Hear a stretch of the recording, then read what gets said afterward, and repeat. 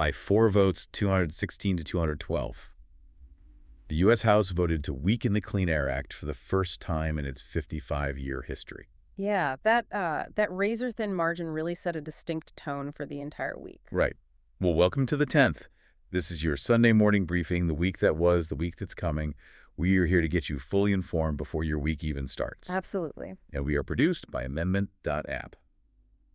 Today we're looking at a massive stack of legislative sources, committee notes, and bill texts. And our mission is simple. We're just cutting through the noise. We want to bring you the actual facts of what happened in government this week without taking sides, no editorializing, just the bills, the votes, and the reality on the ground. Yeah, and to make sense of the sheer volume material we have today, we really have to look at the board through a very strict through line. So here's the central metaphor to keep in mind. In Washington this week, the work was demolition. In the state capitals, it was construction. Okay, let's unpack that. We're going to start in Washington, because that represents the demolition side of the metaphor. I mentioned the Clean Air Act right at the top of the show. Mechanically, what does that 216 to 212 vote actually do? Right. So it clears roughly 1,800 industrial facilities across the country to emit more hazardous pollutants. The mechanism here is categorization. Okay. The rollback loosens the criteria for what actually classifies as a major source of toxic emissions. So by changing that definition, facilities that previously had to adhere to the strictest pollution controls they're downgraded to a less stringent category. Wow. Yeah, which significantly raises the ceiling on what they can legally release into the air. It's a direct dismantling of a 55-year standard. And it seems like that wasn't the only federal rollback either. We also saw movement from the Environmental Protection Agency regarding PFAS. They scrapped the standards for 4 specific types of these chemicals. Now, we hear those letters thrown around all the time. What exactly are PFAS and, why does dropping these standards matter? So PFAS are synthetic chemicals found extensively in drinking water, and they're widely known as forever chemicals. Right. They get that nickname because of their chemical structure. They have these incredibly strong carbon-fluorine bonds that simply do not break down in the environment, or in the human body for that matter. They accumulate. Oh, wow. Yeah. And the EPA had previously established the very first federal limits on these chemicals in our water supply, which effectively created a ceiling for public exposure. But this week, the agency completely scrapped the standards for 4 of them. So an environmental protection is just directly removed from the books. But, the teardown wasn't limited to environmental regulations. The courts also took a massive swing. The Supreme Court ruled 6-3 in Louisiana v. Callais. Right, with Callais being the named challenger. Right, and that ruling significantly narrowed what is left of the Voting Rights Act at the federal level, specifically regarding how districts can be drawn to protect minority voting power. Yeah, and if we look at Congress, we see this pattern of delayed action regarding domestic surveillance. They were dealing with Section 702. Let me push back on how this is usually covered, actually, because it gets very confusing. We are always told Section 702 is a law meant to target foreigners. But the debate is entirely about Americans. How does a law targeting someone overseas become a domestic surveillance issue? It comes down to a mechanism called incidental collection. Okay. Section 702's primary function is to let intelligence agencies target the communications of non-U.S. citizens located outside the United States. But say you are an American citizen in Ohio and you email or text a foreign business contact, Right. or a relative abroad who happens to be under surveillance, your communications are swept up into that database too. I see. That is the complication. Congress was facing a hard deadline to resolve how this program operates and address those privacy concerns. But instead of coming to a permanent fix, they simply passed a second short-term patch, just kicking the rules down the road. So if we look at the federal board, environmental protections weakened, forever chemical standards scrapped, the Voting Rights Act narrowed, and surveillance rules left in limbo. That's the teardown. But this is the exact moment where the reality of American government gets really fascinating. Yeah. Because while Washington was occupied with demolition, the state capitals were doing the exact opposite. Take the Voting Rights Act. The very same week the federal protection was narrowed by the Supreme Court, Michigan's Senate Bill 961 got its first committee hearing. And this is the hinge of the whole week. Michigan Senate Bill 961 is designed to create a state-level Voting Rights Act from the ground up. What makes this piece of legislation so potent is a specific legal mechanism called a private right of action. Let's define that, because private right of action sounds like, legal jargon, Yeah. but it completely changes the power dynamic for a normal person, doesn't it? It absolutely does. Yeah. Without a private right of action, if your voting rights are violated, you have to wait for the state attorney general or a federal body to take up your cause. And if they are understaffed or if it isn't a political priority, you are just out of luck. A private right of action means that you, as a resident of Michigan, have the legal authority to hire a lawyer and sue in your own state courts to enforce the law yourself. The power to enforce the protection is placed directly in the hands of the citizen. The contrast is just so clear. The federal umbrella folds up, and a state immediately begins building its own shelter. It perfectly transitions us into a concept famously articulated by Justice Louis Brandeis. Yes, exactly. He called the states the laboratories of democracy. These are the places to test new rules, run new policies, and see if they actually hold up in the real world. And this week, the laboratories were running experiments that no state in the country had ever attempted before. We're looking at multiple first-in-the-nation laws. Let's start with Maryland. Governor Wes Moore signed Maryland House Bill 1532, which is known as the Utility Relief Act. Right, and this law makes Maryland the first state to require data centers to pay for the electric grid upgrades that they drive. I want to use an analogy here because otherwise this just sounds like standard utility regulation, when it's actually a massive shift in how we fund infrastructure. Go for it. Think of it like a massive heavy-duty factory moving into a quiet small town. That factory brings a fleet of semi-trucks that immediately start tearing up the local two-lane roads. Right, and under the old utility system, the town would just send the bill for repaving those destroyed roads to everyone who lives there. You'd pay for the factory's road damage on your taxes, even if you have nothing to do with the factory. Exactly. But Maryland House Bill 1532 steps in and says, no, the factory that brought the trucks has to pay to fix the roads. In this context, massive tech data centers are moving in, and they require monumental spikes in electricity. Yeah. This law forces the data centers to pay for the necessary grid upgrades, shifting that massive cost burden completely off the monthly utility bill of the everyday consumer. It's a structural realignment of who pays for tech infrastructure. But Governor Wes Moore didn't stop there. He also signed a total ban on surveillance pricing at the grocery store. Surveillance pricing sounds incredibly dystopian. Walk me through the mechanics. How does an algorithm actually dictate what I pay in the cereal aisle? It works by connecting your digital footprint to real-time pricing. The store's algorithm pulls in your personal data, perhaps through a loyalty app, your purchase history, or even data brokers mapping your zip code's median income. Okay. So imagine two different shoppers walking into the same store looking at the exact same carton of eggs. Because the algorithm knows one shopper has a higher income bracket or a history of buying premium brands, it dynamically generates a higher price for them on their digital shelf tag or app. Wow. While the other shopper sees a lower price, Maryland is the first state to legally ban that practice. That's wild. Moving from the software inside our grocery stores to the software we interact with online, we see another first-in-the-nation bill dealing with unseen tech. Governor Brian Kemp signed Georgia Senate Bill 540. Right. Georgia Senate Bill 540 makes Georgia the first state to put real, actionable guardrails on AI chatbots. The law requires massive tech companies, specifically naming Meta and Google and any other chatbot operator, to openly disclose to a user that they are talking to a machine, not a human being. So if you are fighting with a customer service portal or trying to get information from a website, the operator cannot masquerade as a person.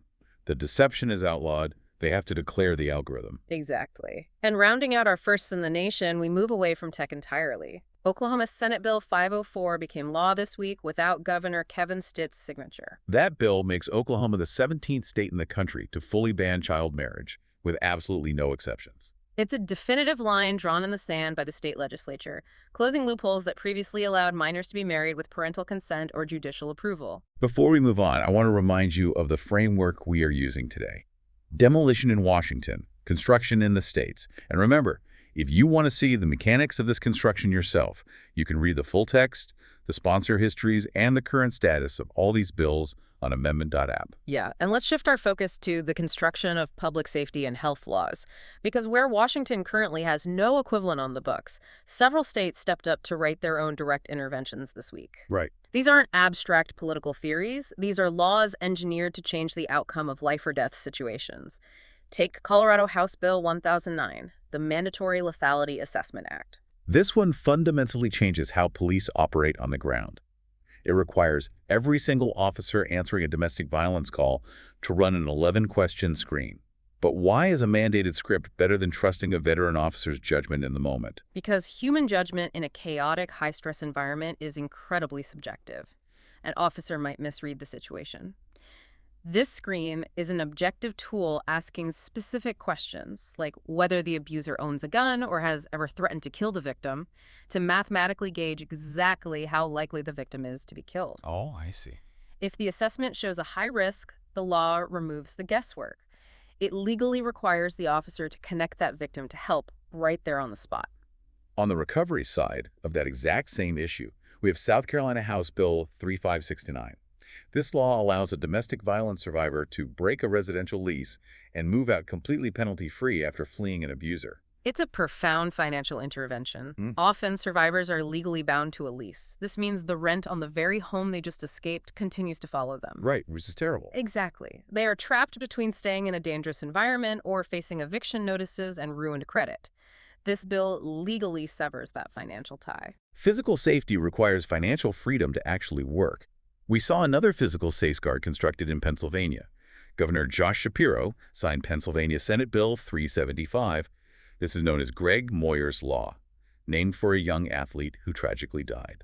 Under this law, an automated external defibrillator, an AED, along with someone who is formally trained to use it, must be physically present at every single school sporting event. And that applies across the board to public schools, private schools, and parochial schools. Down in Louisiana, we saw another health protection bill. Louisiana Senate Bill 409 guarantees paid, job-protected leave to anyone who donates a kidney, a liver, or any other organ while they are still alive. The logic here is basic human decency supported by law. It ensures that no one ever has to make the choice between saving a life by becoming a living donor and keeping their paycheck. And finally, in this category, we have to talk about Ohio. The FIND Act passed the Ohio House by a staggering margin, 96-0. The FIND Act, named for Andy Chapman, who vanished 19 years ago, targets the most critical window of a missing person case. It requires police to enter every single missing person report into the national database within hours of receiving it. Which isn't currently the case everywhere, right? Right. Currently, some departments wait days to enter the data. This law ensures that the early investigative window is standardized across every single jurisdiction in the state. So the laboratories of democracy are building tangible physical safety nets. But there is another through line forming across the labs this week, returning us to the theme of unseen tech.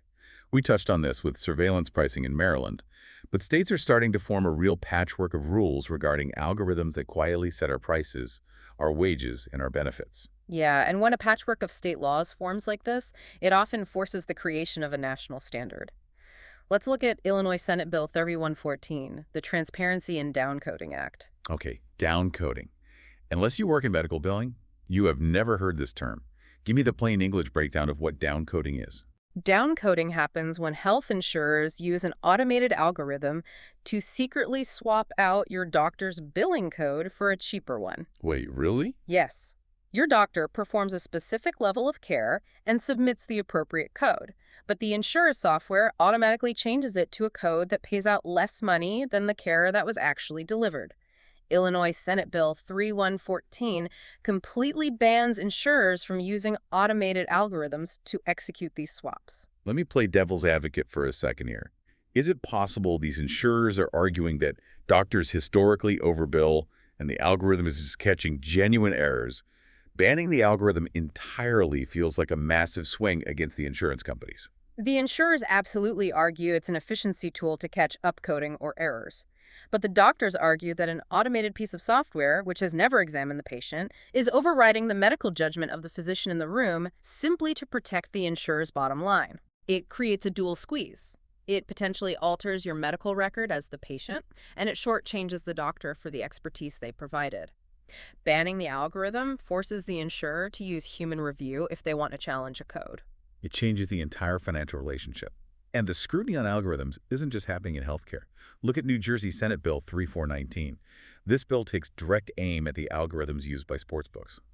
Yes, New Jersey Senate Bill 38419 would force sportsbooks to publish the exact rules and metrics their algorithms use to quietly limit winning bettors.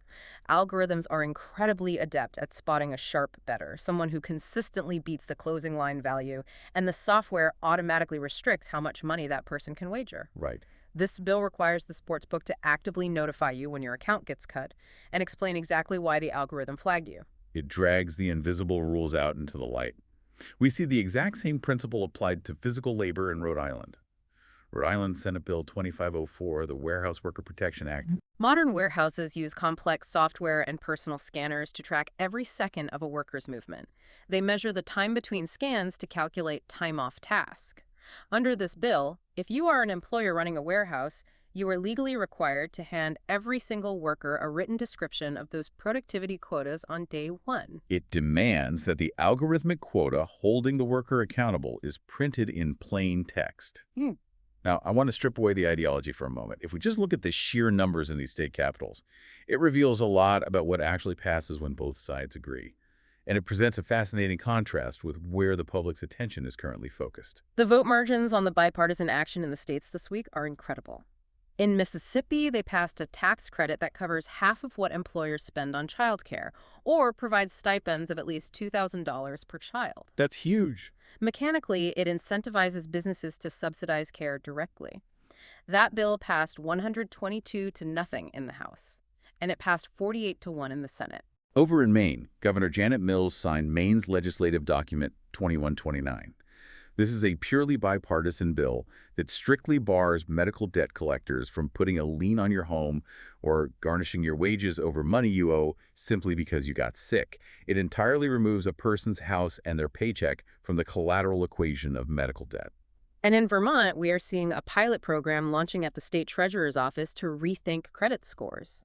This program allows renters to build credit from paying their rent on time.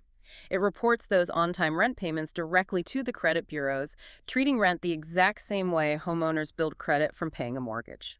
So the states are quietly passing child care credits unanimously. They are shielding patients from medical debt. They are helping renters build credit.